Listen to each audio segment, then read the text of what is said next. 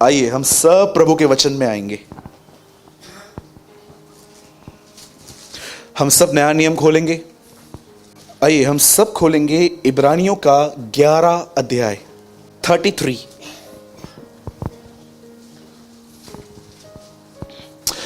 उन्होंने विश्वास ही के द्वारा राज्य जीते, धर्म के काम किए, प्रतिज्ञा की हुई वस्तुएं प्राप्त की, सिंहों के मुंह बंद किए। English, all of them had a great faith, and with that faith they defeated kingdoms. They did what was right, and God helped them in the way He promised. With their faith, some people closed the mouths of lions. आइए सब ध्यान दीजिए।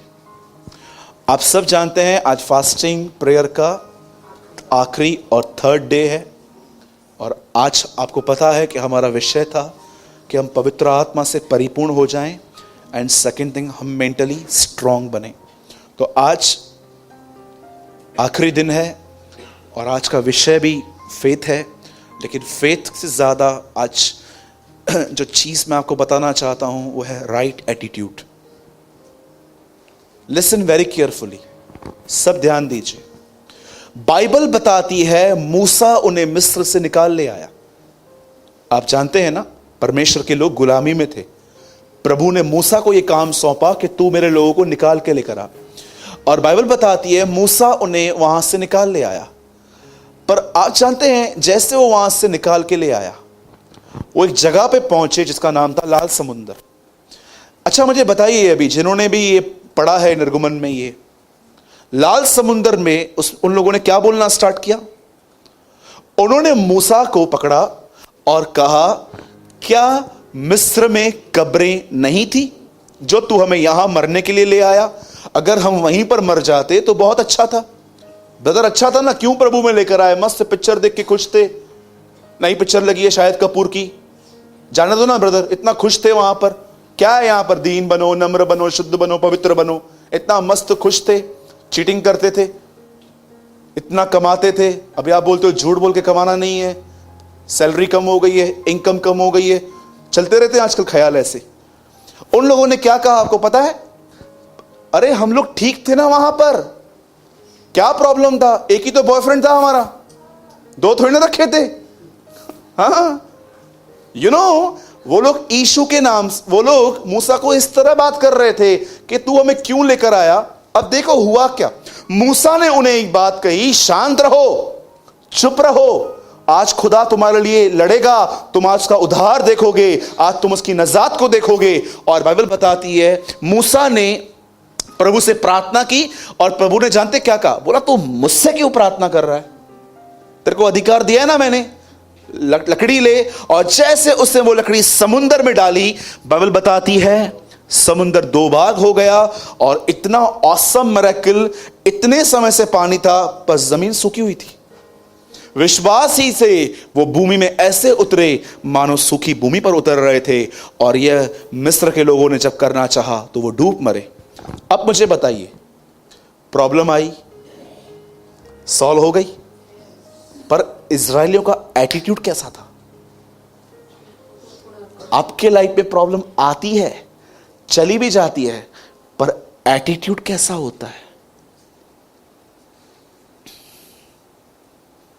Today I want to talk about a right attitude.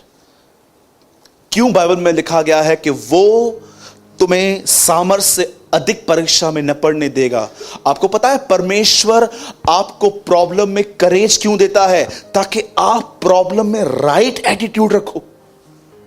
कितने सारे लोग हैं problem से निकल के आते हैं इतना कुड़कुड़ा के, इतना परेशान होके, और मैं सच कहता हूं कुछ तो ऐसे भी होते हैं अपने साथ 10 को और परेशान करते, खुद भी डिस्टर्ब होंगे और फिर नेगेटिव बोलना स्टार्ट करेंगे घर पे। देखते हैं ना, पास्टर को कॉल करो, उनको भी प्रार्थना करने को बोलो, हम भी करते हैं। अगर नहीं हुआ तो क्या होगा? एडमिशन नहीं हुई बच्चे की तो मेरे बच्चे का पूरा साल ऐसा चला जाएगा। मैंने बहुतों को देखा है वो प्रॉब्लम में से बाहर आ जाते हैं, but with wrong and negative attitude. इजरायलियों को देखो, वो बिल्कुल ऐसे ही थे। अगर आज आप चाहते हो कि ब्रदर मैं एक राइट एटीट्यूड में बाहर आऊं प्रॉब्लम में से। अरे प्रॉब्लम किसके ऊपर नहीं आएगी? हर एक के ऊपर प्रॉब्लम आती है, हर एक कमजोर है यहां पर। प्रॉब्लम यह है मैं कहीं और हूं, आप कहीं और हैं। हर एक के पास प्रॉब्लम आती है, हर एक के ऊपर तकलीफ आती है। आपको पता है यीशु का आखिरी संदेश क्या था? उसके बाद वो अगले दिन क्रूस पे चढ़ा था। लास्ट संदेश, संसार में तुम्हें कलेश होंगे। लास्ट मैसेज है ये बाइबल का, 1633 जॉन। उसके बाद आप देखो नेक्स्ट मोमेंट उसे प्रभु बोझ तोड़ा, अगले दिन वो अरेस्ट हुआ। यीशु कभी भी अपने लाइफ में यरूशलेम में पूरी रात नहीं रहा था। जिस रात वो वहां पर रहा उस रात वो अरेस्ट हुआ था। उस रात वो अरेस्ट हो गया। वो कभी नहीं रहा था यरूशलेम में पूरी रात। आप पूरी बाइबल पढ़ लो आराम से। क्या था उसका एटीट्यूड? जब वो वहां पर आए, प्रार्थना करके वो उठा था, उसने क्या कहा? लोग उसको आके बोलते हैं यीशु नासरी कौन है? मैं हूं। वो बिलीव ही नहीं कर रहे थे ये वही है। दूसरी बार यीशु नासरी क्या है? मैं हूं, तुम्हें बोल चुका हूं, इन्हें जाने दो। क्या करेज है, कितना राइट एटीट्यूड है उसका, सोचो। और वही पतरस का एटीट्यूड देखो। एक था जो मार के जान बचाना चाह रहा था, एक था जो मर के जान बचाना चाहता था। एक प्रभु के महान दास ने कहा था, पतरस मार के जान बचा रहा था, यीशु मर के जान बचा रहा था। मेरे भाइयों और बहनों, अगर आप भी ऐसे हो, आप पैनिक हो जाते हो और आपको लगता है थोड़ी आपकी इनकम लेवल ड्रॉप होती है, थोड़ा आपको प्रॉब्लम होता है, थोड़ा आपका दर्द मेडिसिन के बाद भी नहीं आता, ठीक नहीं होता है, या आप देख रहे हो कंटिन्यू लोगों की नेगेटिव बातें, आप उसमें राइट एटीट्यूड रखो। ये बहुत जरूरी और बहुत इंपॉर्टेंट है। अब थोड़ा ध्यान दीजिए, ये कैसे आता है, अब वो मैं आपको एक्सप्लेन करना चाहता हूं, ताकि देखिए आप जब तक जिंदा हैं प्रॉब्लम तो आएगी। अच्छा सुनिए, कितने लोग हैं यहां पर जिसको प्रभु ने ये कहा ये आखिरी प्रॉब्लम है, इसके बाद कभी नहीं आएगी? आइए, मुझे आपके साथ संगति करनी है। आइए भाइयों में से चेतन भाई, आप हंस रहे हैं। आइए, कोई यहां पर है? आइए दिनेश, मयूर, पंकु, कोई है यहां पर जिसको प्रभु ने कहा ये अंतिम प्रॉब्लम है, उसके बाद तू सारी जिंदगी आईपीएल देखते रहना, आराम से मस्त मजा लाइफ? कोई भी नहीं है? बोलो अपने बाजू वाले को, तकलीफ तो आती रहेगी। हाँ, देखो मैं वर्ड सही प्रोनाउंस कर रहा हूं क्या? जरा पकड़ दो मुझे। यीशु ने मत्ती 5, 6, 7 प्रचार किया, उसके बाद कहा मूर्ख है वो व्यक्ति जिसने अपना घर रेत पे बनाया, आंधी आई, तूफान आया, लहरें लगी और वो घर गिर गया। पर बुद्धिमान है वो व्यक्ति जिसने अपना घर चट्टान पर बनाया और वो हमेशा भला चंगा रहा। धर्मी पर भी आई है, अधर्मी पर भी आई है। ऐसा नहीं लिखा है जो चट्टान पर था उसके पास नहीं आई, उसके पास भी आई है। लहर नहीं, लहरें लिखी हैं, लहरें। बाढ़ नहीं, बाढ़ें। आंधी नहीं, आंधियां लिखी हैं। ब्रदर, कितना संडे मॉर्निंग कितने गुड न्यूज देते रहते हो आप। हम यहां सुनने आते हैं कि आज हमारे काम हो जाएंगे और आप बोलते हो संकट आएगा। आपको पता है चाइना में क्रिश्चियंस इतने स्ट्रांग क्यों हैं? कि वहां पर आज के मसीहों की तरह यह प्रचार नहीं होता है कि ये मिलेगा वो मिलेगा। वो लोग प्रचार करने के बाद बोलते हैं परीक्षाओं के लिए तैयार रहो। इसीलिए वो इतने मजबूत हैं, इतने स्ट्रांग हैं वो लोग। आप सोचो, मैंने आपको सिर्फ बाइबल में से यही सारे वचन निकाल के बताए हैं। पहला वचन, परमेश्वर के राज्य की खोज करो, बाकी की सारी वस्तुएं तुम्हें मिल जाएंगी। सेकंड थिंग, प्रभु मेरा चरवाहा है, मुझे कोई घटी नहीं होगी। वाह, आमेन। थर्ड थिंग, परमेश्वर तुम्हारे सारी कमी घटियों को पूरी करेगा। मुझे जो आपको लेकर आया ना, उसको बोल रहे हो थैंक यू। तू मुझे हमेशा 10 बजे उठाया कर, मैं सोया भी रहूंगा तो भी मैं आऊंगा। और लास्ट में मैं आपको कहूं ये कुछ नहीं मिलेगा, सिर्फ यीशु मिलेगा। आपको पता है, सोचो मैं आपको सिर्फ ब्लेसिंग ब्लेसिंग ब्लेसिंग मिल रहा हूं और आप इस दरवाजे से बाहर जा रहे हो और कोई आपको बोलता है अंदर क्या हो रहा था? वो हमारा चर्च है। आप चर्च जाते हो? हाँ। और आपको वहां पर पिंच हुआ, यार ऐसे कैसे बोल रहे हैं। अरे मूर्ख, कलीसिया को सिखा, जब तुम उसके पास आओगे तुम सताए जाओगे, तुम आओगे तुम्हारा नाम खराब होगा, लेकिन मैं तुमसे कहना चाहता हूं स्वर्ग में तुम्हारे लिए बड़ा प्रतिफल है। It's a big reward. ये समय है हम सच्चाई बताएं, न कि मैनिपुलेशन करें, न कि गिमिक्स प्रीच करें हम लोग। अब ध्यान दीजिए, जितने भी लोग चाहते हैं ब्रदर मुझे प्रॉब्लम में राइट एटीट्यूड रखना है, now listen very carefully. Bible ऐसा बताती है, यीशु मसीह से लगभग 1200 साल पहले की बात है ये, उसके पृथ्वी के आने से पहले। बाइबल ऐसा बताती है, एक व्यक्ति था, उसका नाम था यिर्मयाह, और वो ही एक आखिरी नबी था जिसने इज़राइल को यह बताया था कि अगर उन्होंने अब पश्चाताप नहीं किया तो परमेश्वर उन्हें वापस गुलामी में भेज देगा। आप पढ़ सकते हैं, वचन कहता है यिर्मयाह ने उनके सामने ये भविष्यवाणी की थी कि अगर अब तुम पश्चाताप नहीं करोगे, अपना मन नहीं फिराओगे, तो खुदा तुम्हें बंदुआई में ले जाएगा। और उसने कहा था, देखो एक गवर्नमेंट रेस की है प्रभु ने नबूकदनेस्सर की तुम्हें पकड़ने के लिए। इस्राएलियों ने यह बात भी नहीं सुनी, उनका मन बड़ा कठोर था। वो प्रभु के पास सिर्फ तब आते थे जब वो प्रॉब्लम में होते थे। आपको पता है उसके बाद क्या हुआ? आखिर उन लोगों ने मन नहीं फिराया, उन्होंने पश्चाताप नहीं किया, और वचन ऐसा कहता है कि आखिर प्रभु ने उनको उस राजा के हाथ में कर दिया। 70,000 यहूदी, 70,000 जूस बाइबल बताती है बंद के वो उन्हें ले गया। उन 70,000 लोगों में एक 4 लोग ऐसे भी थे जो अपराइट थे, प्रभु के साथ जीते थे, शद्रक, मेशक, अबेदनगो, दानियल। ये 4 लोग वहां पर चले गए, और बाइबल ऐसा बताती है एक समय आया इन चारों लोगों को वहां पर गवर्नमेंट जॉब मिल गई। राजा के सामने उसके दरबार में खड़े रहने का उनको मौका मिला, और दानियल भी उनमें से था। और दानियल अपने काम में बहुत अपराइट था। वो अपने जॉब में वो आज के मसीहों की तरह झूठ बोलकर कलाकारी में सेल्समैनी करके नहीं कमाता था, जैसे आजकल बहुत लोग सेल्समैनी करते हैं, लाइफ बॉय को लक्स बता के बेचते हैं। बहुत सारी जो कलाकारी होती है ना आजकल, वो उनमें से नहीं थी।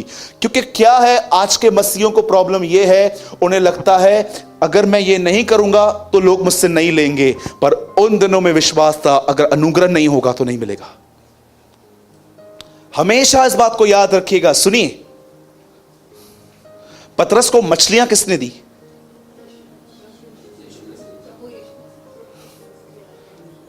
आइए जोर से बोलिए, पतरस को मछलियां किसने दी?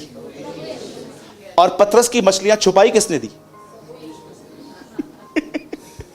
हेलो, यीशु ने। अरे आप सोचो ना, हर बार मछलियां मिलती थी, उसके साथ चले रहो, सारी छुपी हुई चीजें बाहर आएंगी, सब बाहर आएगा, सब आपके पास पहुंचेगा। मैं कभी कभी सोचता हूं, प्रभु यार पतरस की मछलियां छुपाई किसने थी? प्रभु ने कहा मैंने छुपाई थी। क्यों प्रभु? मैं चाहता था अब वो मेहनत से नहीं, मेरे हाथों से ले। परमेश्वर चाहता है कि हम अपनी मेहनत से ज्यादा उसके अनुग्रह पर निर्भर रहें।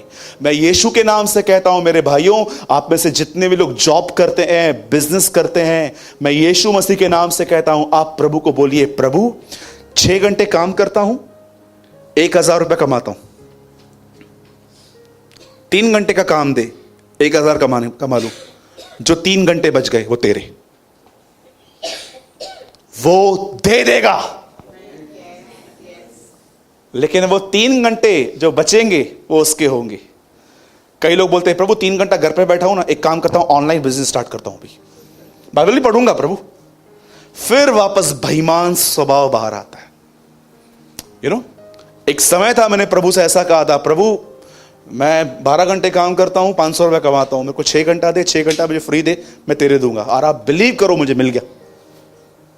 पर मैं भी बेईमान निकला 100%। इसमें क्या है अपनी गलतियों का प्रचार करने में? मेरी आज की गलतियां कल हमारा प्रचार है, बाइबल बताती है। बिल्कुल मैं अपनी गलती आपको बताता हूं। मैं बेईमान निकला। मैं वो 6 घंटे मस्त सोता था, मुझे सोना इतना पसंद था उन दिनों में, मुझे टाइम मिलता था मैं सो जाता रहा, जितना टाइम मिलता रहा सो जाता रहा। ट्रेन में सो जाना, इधर सो जाना। और कुछ लोग तो इतना सोते हैं, लगता है उनका जन्म ही सोने के लिए हुआ है।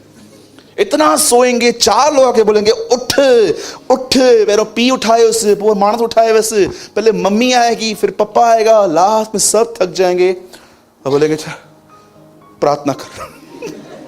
क्योंकि आपको पता है विश्वासी सबसे अंत में प्रार्थना करते हैं, पहले सारे एफर्ट्स लगा देते हैं अपने। मैंने बहुतों को देखा है, पहले शिकायत करेंगे, फिर कुड़कुड़ाएंगे, फिर लास्ट में अपने दोस्त को कॉल करके बताएंगे मैं बड़े परेशान हूं, और लास्ट में वो कहेंगे अब हमें प्रार्थना कर लेनी चाहिए। Very good, what a great attitude you have.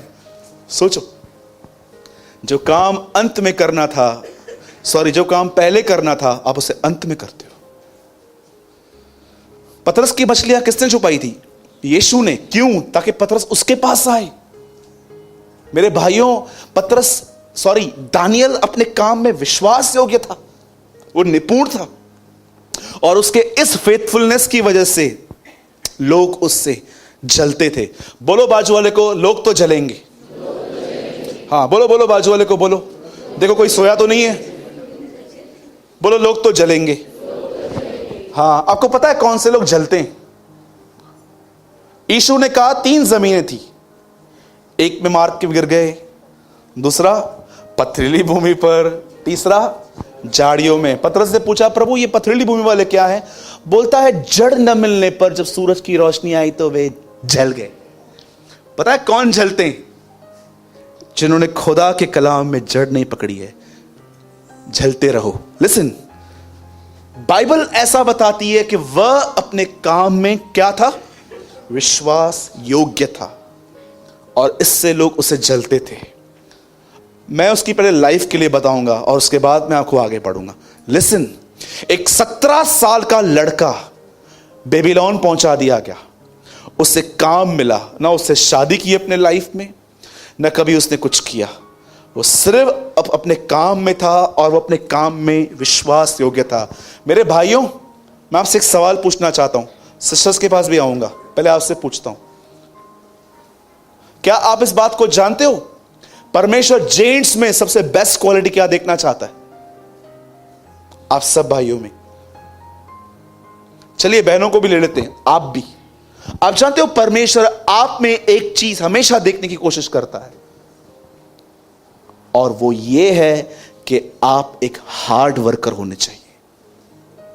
I was amazed, Eliezer जब अपने स्वामी के बेटे के लिए जब दुल्हन देखने गया, तो जानते हो क्या बोलता है? प्रभु मुझे एक ऐसी लड़की देना जो मेरे ऊंटों को पानी पिलाए। वो ये नहीं कहता देखने में खूबसूरत हो, इंटेलिजेंट हो, बुद्धि हो उसको। वो कहता है नहीं, वो पानी पिलाए। क्यों? पानी क्यों पिलाए? अरे ऊंटों को पानी पिलाना बहुत कठिन होता है। वो कहता है हार्ड वर्कर हो। हे मूसा,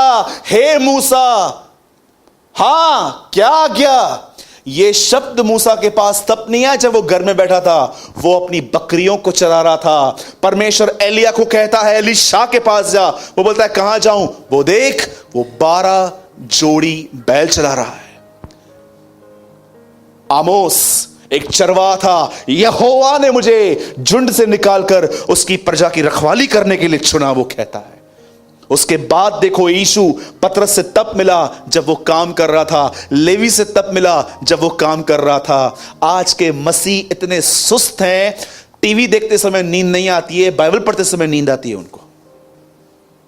याद रखो, तीमुथियुस में लिखा गया है जो ग्रस्त परिश्रम करते हैं फल का पहला अंश उन्हें मिलता है।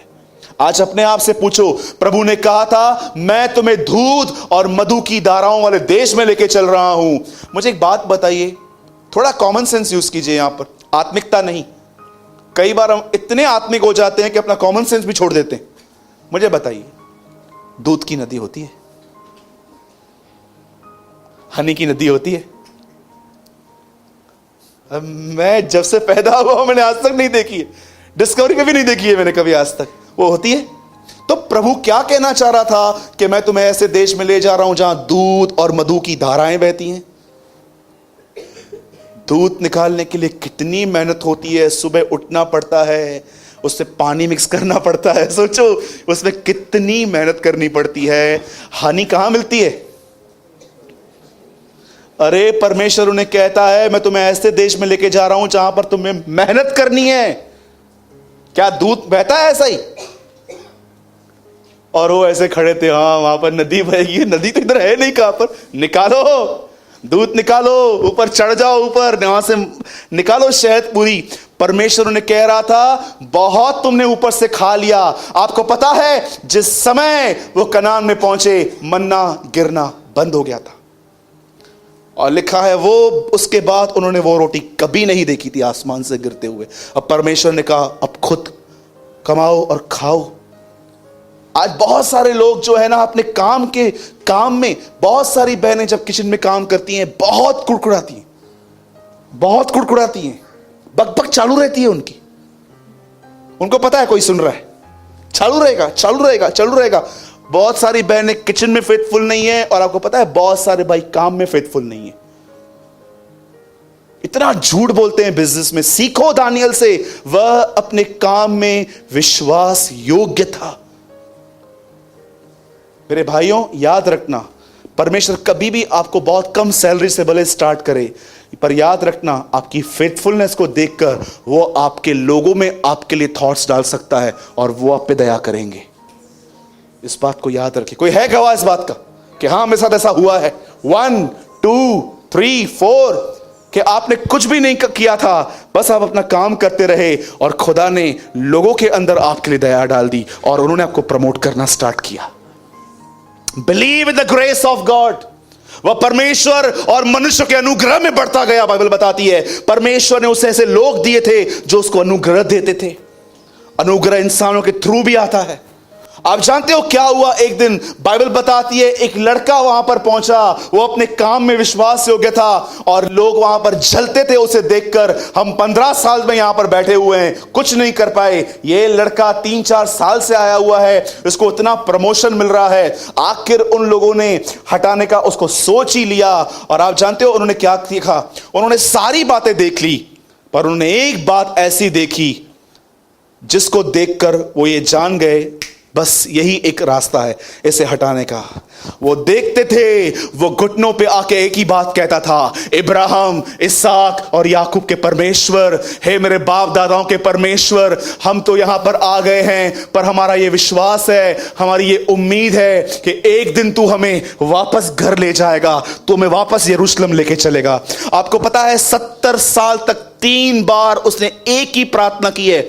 घर पे जाके मल्टीप्लाई करके देख लेना। 70 साल 3 प्रार्थनाएं, और एवरी डे वो एक ही प्रेयर करता था कि हम जानते हैं एक दिन तू हमें वापस महिमा में ले जाएगा, तू वापस हमें यरूशलेम में ले जाएगा। वो दुआ करता था। आप में से कितने लोग हैं यहां पर जो ये प्रार्थना करते हैं, खुदा मैं जानता हूं मेरे अंदर अच्छा स्वभाव नहीं है, लेकिन मैं ये विश्वास करता हूं एक दिन आप मुझे यीशु के स्वभाव में ले जाओगे। मैं विश्वास करता हूं कि एक दिन आप मुझे वहां ले जाओगे जहां पर मैं दीन, नम्र, शुद्ध आपकी तरह बात करने वाला बनूंगा। आप जानते हो जब उसने प्रार्थना करना स्टार्ट किया, उन लोगों ने सोच लिया कि बस यही एक पॉइंट है, बाकी किसी में भी नहीं है। और वो राजा के पास जाते हैं, राजा को कहते हैं, राजा सुन, आज से हमने डिसाइड किया है 30 डेज तक हम एवरी डे काम पे जाने से पहले आपके सामने आएंगे, आपके सामने झुकेंगे, आपकी आराधना करेंगे और आपको अपनी विनती सुनाएंगे, और उसके बाद ही हम काम पे जाएंगे। और वो अच्छे से जानते थे दानियल ये नहीं करेगा, क्योंकि दानियल सिर्फ अपने प्रभु के सामने झुकता था। आप जानते हैं राजा ने उस पेपर पर मोहर लगा दी, बोला ठीक है जाओ। अब जब दानियल को पता चला कि उस पत्र पर हस्ताक्षर हुए हैं कि अब मैं 30 दिन मुझे राजा के सामने जाना पड़ेगा, आप सोचो क्या व्यवस्था में कोई ऐसी आज्ञा थी? 10 आज्ञाओं में, हां, कि कुछ भी खाने से पहले उसको जांचो। कोई कमांडमेंट नहीं है 10 में, आगे है।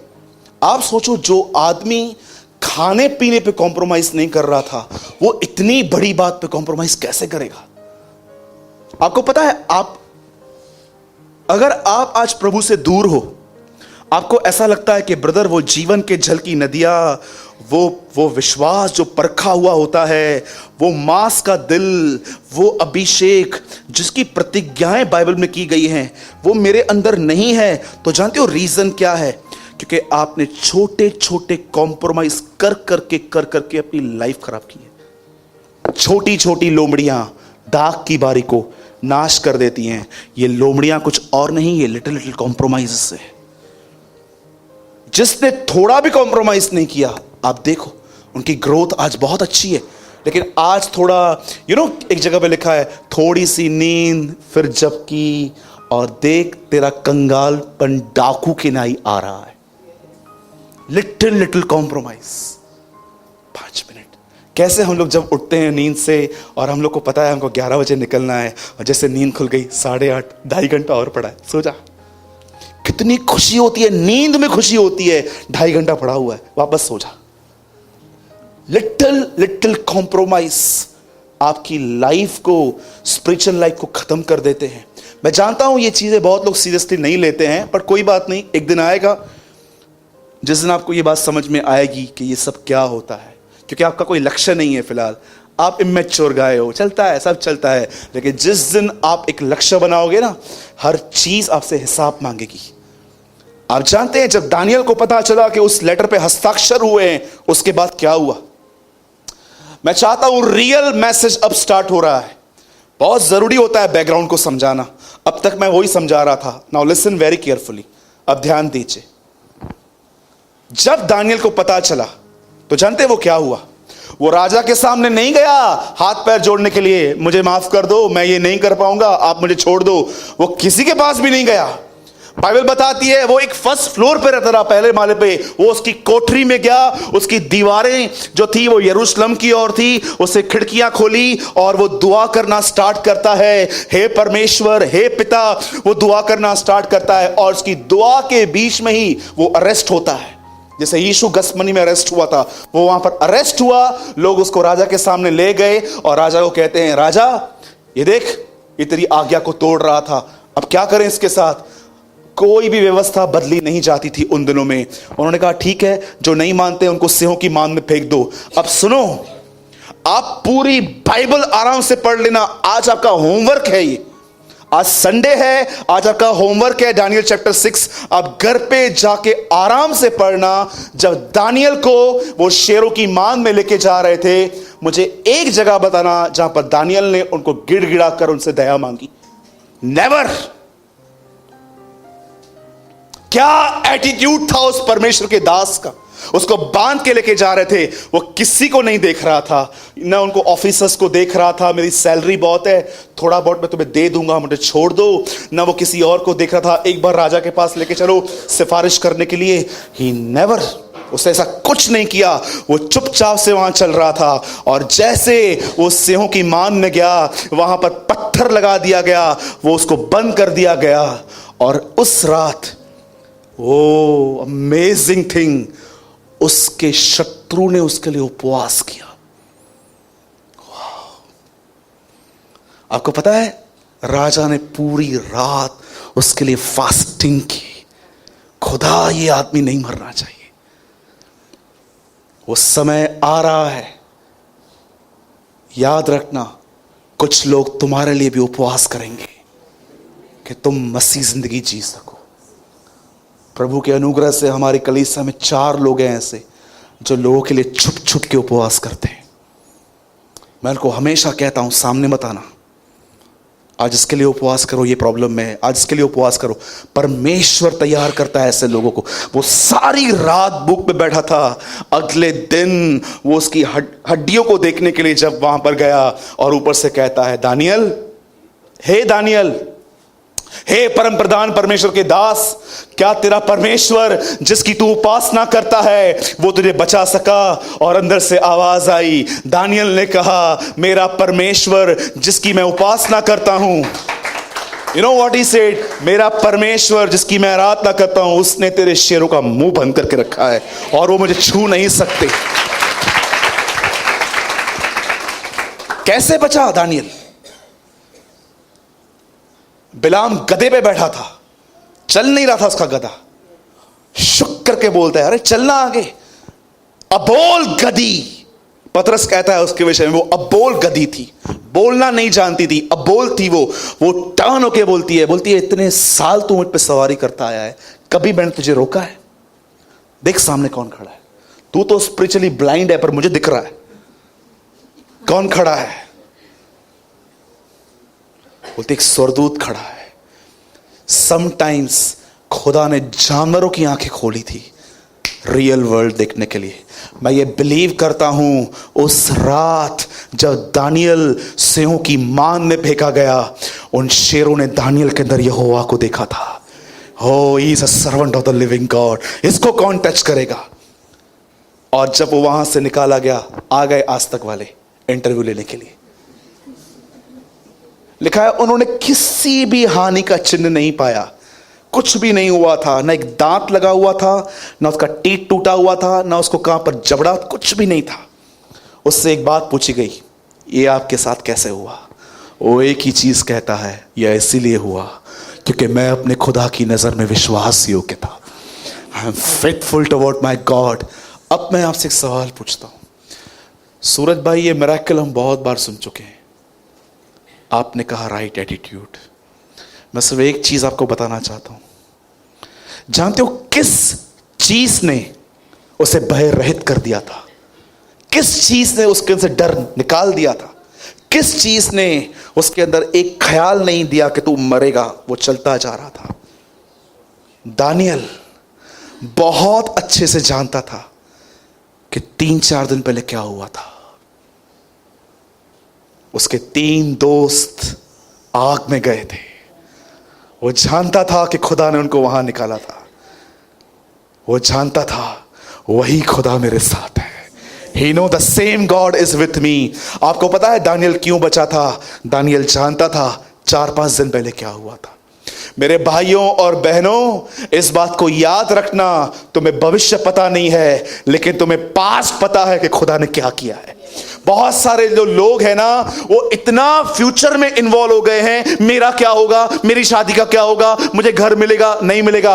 लेकिन कितने लोग हैं जो पास में जाके देखते हैं कि इब्राहिम 100 साल का था, खुदा ने उसे बच्चा दिया। इस्राएली लाल समुद्र के यहां खड़े थे, वो 2 भाग हो गया। एलिया ने ऊपर से अग्नि गिराई थी, दानियल को सिंहों की मांस से निकाला गया, शद्रक मेशक को आग के भट्ठे से निकाला गया, और इसहाक ने बंजर जमीन में जोता बोया था, उसे आशीष मिली थी, उसे 15 साल की उम्र दी गई। आज बहुत सारे जो लोग हैं वो ये जानना चाहते कि क्या होगा, पर वो ये नहीं जानते कि क्या हुआ था।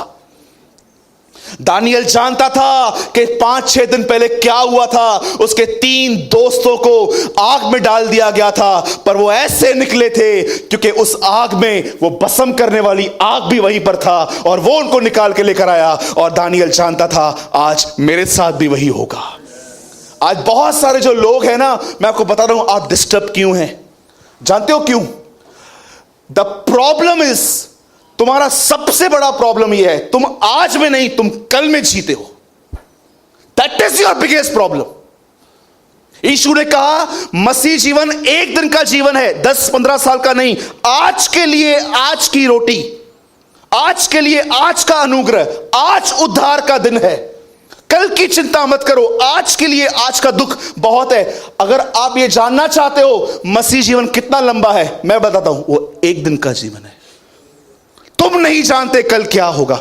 You know what is your problem? तुम आज में नहीं, तुम कल में जीते हो। यीशु ने कहा आज के लिए आज का दुख बहुत है। आप सोचो क्यों आपकी लाइफ वरीड है।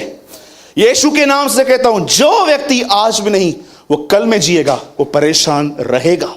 कल मेरा क्या होगा, मेरे बच्चे का एडमिशन नहीं हुआ तो क्या होगा, कल रेंट भरनी है, क्या होगा, क्या होगा, क्या होगा। आपको पता है परमेश्वर के महान संतों ने फ्यूचर नहीं पास्ट देखा था कि क्या हुआ था।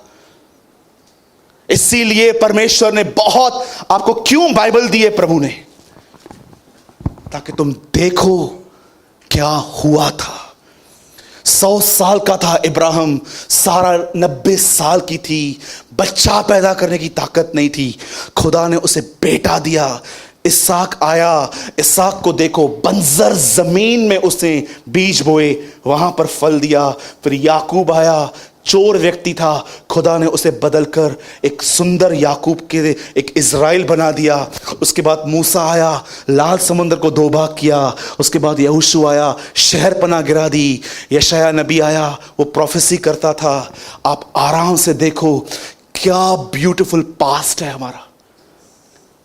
शैतान ने आपको वो नहीं दिखाया है, सिर्फ आपको यही दिखाया है, तू गुस्से वाला है, तू घमंडी है, तू कभी बढ़ नहीं सकता, तू ये नहीं कर सकता, तू वो नहीं कर सकता। कितना लोगों ने होल्ड करके रखा है पास्ट को अपने, मैं ऐसा हूं, मैं ऐसा हूं। कितने लोग बाइबल के पास्ट को देखते हैं। अगर तुम्हें मेंटली स्ट्रांग होना है, यहां पर मजबूत होना है, प्रॉब्लम सामने खड़ी है और तुम चाहते हो वो प्रॉब्लम यहां तक ना आए, तो तुम्हें जानना है क्या हुआ था। दानियल अच्छे से जानता था कि क्या हुआ था।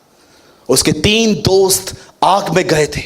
आपको पता है उस आग में क्या हुआ था? हैरान हो जाओगे सुन के।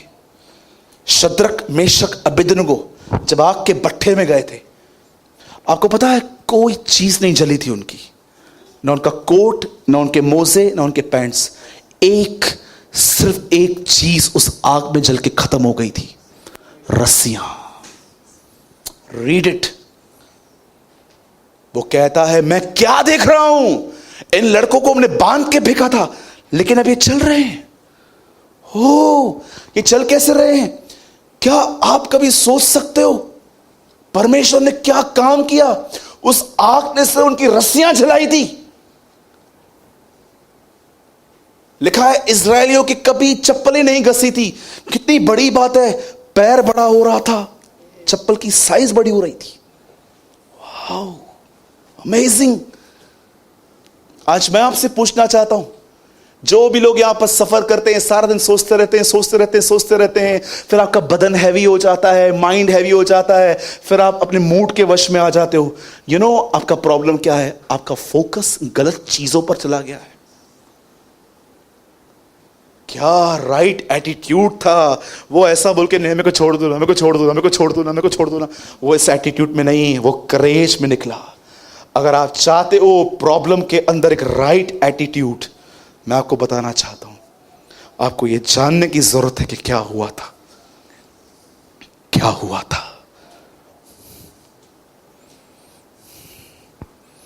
आज मैं आपसे पूछना चाहता हूं, भविष्य तो बहुत सोच लेते हो आप लोग, मैं ये करूंगा अपने बच्चों के लिए, मैं ये करूंगा, मैं ये करूंगा, मैं ये करूंगा, ये मैं करूंगा। कितने लोग हैं जो उस व्यवस्था की किताब को लेते हैं जानने के लिए कि क्या हुआ था।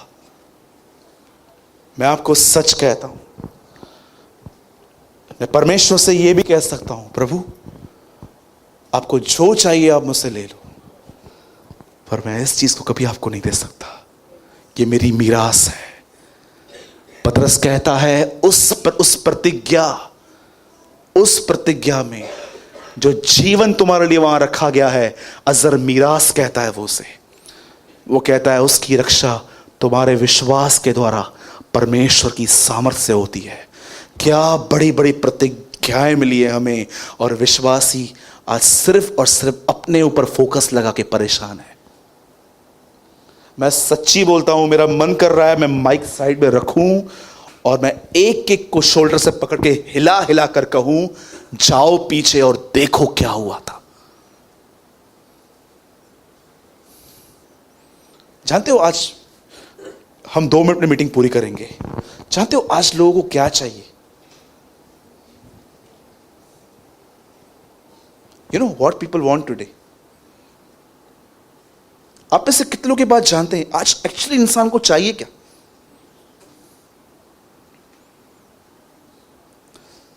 सिर्फ एक ही चीज, सब ठीक हो जाए, सब चीजें ठीक हो जाए। पर आपको पता है परमेश्वर क्या करने की कोशिश करता है? कि आपके अंदर सब कुछ ठीक हो जाए, आपके अंदर एक चेंजेस आए। इसलिए परमेश्वर बहुत सारी बाहरी चीजों को चेंज नहीं करता, ताकि तुम्हारे अंदर चेंजेस आए। कई लोग नहीं जानते ये बात, मैं आपको बताना चाहता हूं। लिसन, आप जानते हैं मसीह जिंदगी कितनी बड़ी है? वो एक दिन की जिंदगी है। कल में जियोगे, कल क्या करूं, कल क्या करूं। एक गार्डन में एक आंटी अपनी बच्ची के साथ थी, बच्ची को ऐसे देख रही थी। एक अंकल आए, सिस्टर क्या हुआ, आप डिस्टर्ब हो। मैं बड़ी परेशान हूं। क्यों, हुआ क्या इसको, ये क्या बीमार है? कि नहीं बीमार नहीं है। तो क्या एडमिशन नहीं हुआ है? नहीं, एडमिशन भी हो गया है। तो आप परेशान क्यों हो? मेरे को बड़ी चिंता है इसकी। अरे किस बात की चिंता है? मुझे बड़ी चिंता है इस बात की कि जब इसकी शादी होगी तो उसको सांस कैसे मिलेगी।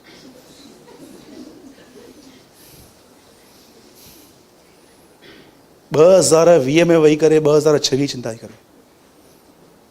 2020 में बैठ के किसकी चिंता है? एक प्रैक्टिकल थिंग मैं आपको करके दिखाता हूं। पका जी जरा, कम फास्ट।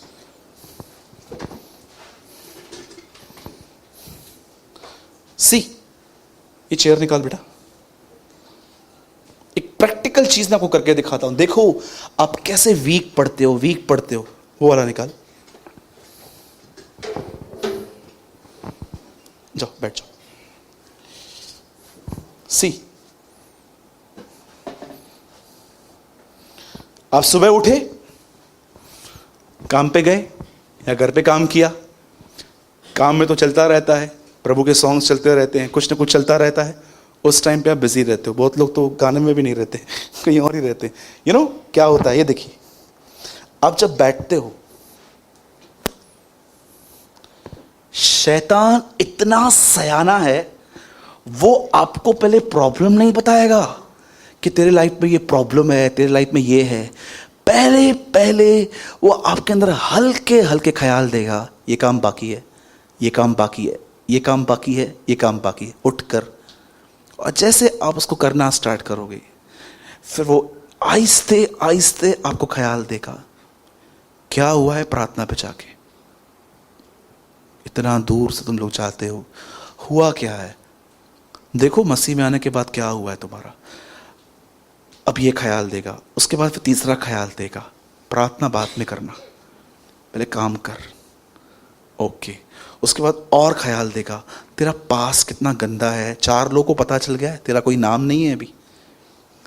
स्लोली स्लोली वो आपके अंदर बीज। मैंने इतने सारे लोगों को देखा है, उनको पता तक नहीं चलता कि वो किसी और की सहभागिता में आ चुके हैं। सोचो, यहूदा इस्करियोती यीशु मसीह के कलाम सुनता था, और एक दिन वो वहां पर बैठे बैठे देखता था लोग इतने पैसे डाल के जा रहे थे, वो वचन सुनता था, लेकिन ख्याल क्या होता था, पैसा पैसा पैसा।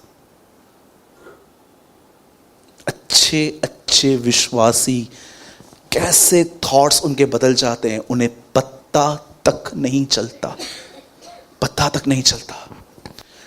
विचार विचार विचार विचार आके आप स्लोली स्लोली मेंटली आप वीक होना स्टार्ट होते हो। उसके बाद आप देखो आपके लाइफ में कोई करेज नहीं रहती है। मेरे को मैं आपको सच कहता हूं, ट्रस्ट मी, आप में से बहुत सारे लोग आज भी अनाथों की तरह जिंदगी जीते हैं। ऐसा दिखाते हैं कि उनका कोई बाप ही नहीं है, जबकि यीशु ने कहा मैं पिता से प्रार्थना करूंगा, वो तुम्हें पवित्र आत्मा देगा। प्रभु ये पवित्र आत्मा मेरे अंदर क्या करेगा? जब वो आएगा, वो इसलिए आएगा क्योंकि तुम अनाथ नहीं हो। आपको पता है जो आदमी पवित्र आत्मा से भरा हुआ रहता है, आइए सब यहां देखिए, आप जानते हो जो आदमी पवित्र आत्मा से भरा हुआ रहता है उसमें एक साइन होती है, याद रखिएगा, he never feel insecure at any time। वो कभी अपने आप को अकेला फील नहीं करता है। वो जानता है मेरा एक बाप है, वो जानता है मेरा एक बाप है जो पूर्ण बुद्धिमान, सर्वशक्तिमान और प्रेम से भरा हुआ है, और वो उस पर निर्भर रहता है। चिंता सिर्फ और सिर्फ तब होती है जब आप परमेश्वर पर निर्भर होना बंद करके स्वयं पर निर्भर होना चालू कर देते हो। आप वहां से, मैं आपको सच कहता हूं, शायद आप में से कोई कहे नहीं नहीं नहीं नहीं, नहीं मैं तो आत्मिक हूं। मैं आपको सच कहता हूं, यहां पर जितने भी लोग बैठे हैं, बहुत सारे लोग मैं आपको सच कहता हूं, आपके सामने खूबसूरत जिंदगी पड़ी हुई है, पर आपको क्यों नहीं दिखाई देती है? क्योंकि आपका ये पैक हो चुका है। आइए एक सवाल पूछ के हम मीटिंग पूरी करते हैं। बंद कर दो, बाइबल बंद कीजिए सब।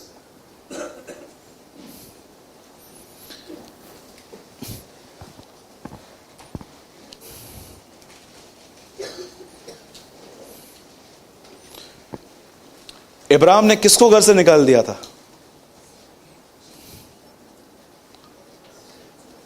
हाजिरा को। हाजिरा के हाथ में कौन था? घर से निकाल दिया। क्या ढूंढ रही थी वो? पानी। पानी दिख रहा था उसको? क्यों? स्वर्गदूत आके बोलता है, वो देख सामने कुआं। स्वर्गदूत ने दिखाया, उसे क्यों नहीं दिखा? वो डिस्टर्ब थी। कभी आपने ऐसी स्टोरी सुनी है बचपन में? एक अंकल थे, पूरे घर में चश्मा ढूंढ रहे थे, चश्मा ऊपर ही पड़ा था। डेरू, बहुत सारे रास्ते आपके सामने हैं, थोड़ा कुछ और, कभी 15-20 मिनट अपनी रूटीन लाइफ से बाहर आओ, कुछ और सोचो, आपको पता चल जाएगा कि आपको कहाँ रहना है और आप कहाँ रह रहे हो। एक लास्ट स्टेटमेंट बता के मैं इस मीटिंग को ओवर कर रहा हूं। This is a line of brother Smith Wigglesworth. The word of God will bring you into a wonderful place of rest in faith. परमेश्वर का कलाम तुम्हें एक ही जगह पे लेके जाना चाहता है, जहां पर तुम विश्वास से आराम में जियो। The word of God will bring you into a wonderful place of rest in faith. लिखा है पुराने नियम के अंदर ये कलाम कि तुम्हारे लिए सबत का विश्राम अब भी बाकी है। उसके ठीक नीचे लिखा गया है, प्रभु का वचन जीवित दो-धारी तलवार का है। क्यों उसके नीचे वचन के लिए लिखा गया है? वचन के द्वारा ही आप उसके रेस्ट में आते हो। आइए, ये समय है, आज फास्टिंग और प्रेयर का 3rd डे है। मैं चाहता हूं कि आज हम कुछ प्रोक्लेम करें। मैं चाहता हूं आज हम यहां से कुछ करेज ले जाएं। मैं यीशु मसीह के नाम से कहता हूं, अगर आपके पास फाइनेंशियल प्रॉब्लम है तो आज इस बात को जानो कि परमेश्वर कभी नहीं चाहता कि आप किसके सामने हाथ फैलाओ। वो आने वाले समय में अपने महिमा के धन के अनुसार तुम्हारी सारी कमी घटियां पूरी करेगा। अगर आपके बच्चों को एजुकेशन नहीं है, यीशु मसीह के नाम से कहता हूं, बी करेजियस। बहुत जल्द खुदा उनकी राइट प्लेस पे एडमिशन करवाएगा। और मैं आपको यीशु के नाम से कहता हूं, सुनिए, जब आप परमेश्वर का वचन पढ़ते हैं ना, याद रखिए, विश्वास रखिए कि ये मेरे लिए है, और यही चीज आपको माइंड में रेस्ट दे सकती है। देखी हुई बातों पर नहीं, पर उन बातों पर विश्वास करो जो दिखाई नहीं देती है। बोलो यीशु मसीह की। लास्ट क्वेश्चन पूछना चाहता हूं, दानियल का एटीट्यूड इतना पॉजिटिव क्यों था? आइए, वो जानता था क्या हुआ है। बोलो यीशु मसीह की।